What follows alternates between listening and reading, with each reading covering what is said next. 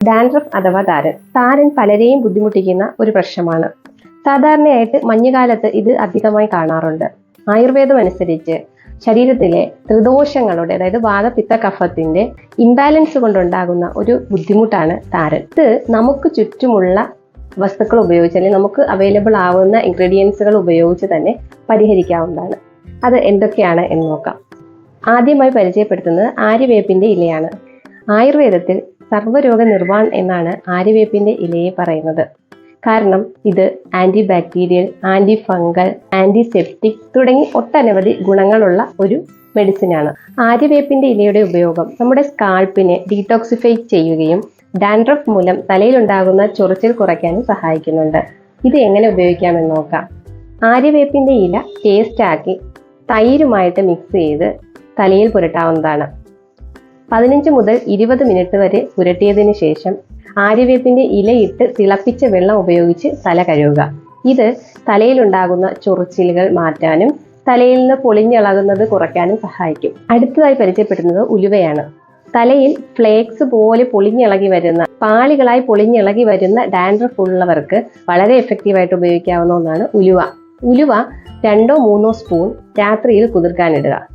കുതിർത്ത ഉലുവ നന്നായി അരച്ച് പേസ്റ്റ് ആക്കിയതിന് ശേഷം അതിലേക്ക് തൈരും 1 സ്പൂൺ ത്രിഫലയുടെ പൊടിയും ചേർത്ത് ഒരു ഹെയർ മാസ്ക് ആക്കി തലയിൽ അപ്ലൈ ചെയ്യാവുന്നതാണ്.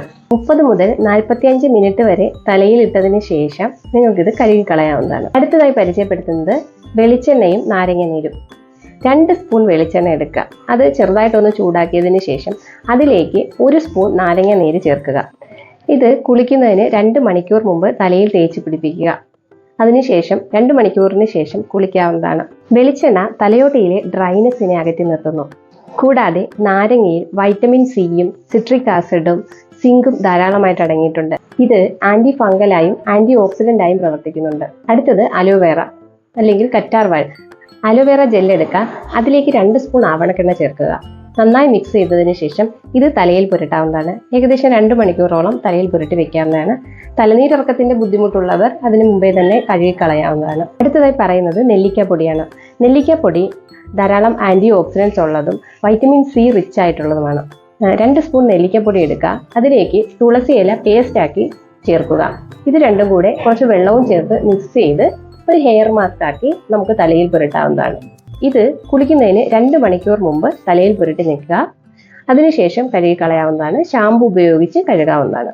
ഇനി ഈ പറഞ്ഞ ഹോം റെമഡീസ് ഒന്നും ചെയ്യാൻ പറ്റാത്തവർക്ക് നീലാമരി എണ്ണ, ആര്യവേപ്പിന്റെ എണ്ണ, അതുപോലെ ദുർദൂര പത്രാതികേരം മുതലായവയെല്ലാം തലയിൽ ചെറുതായിട്ടൊന്ന് ചൂടാക്കി തേച്ച് പിടിപ്പിക്കാവുന്നതാണ്. ഇതും നിങ്ങൾക്ക് ഡാൻഡ്രഫിൽ നിന്ന് രക്ഷപ്പെടാൻ സഹായിക്കും.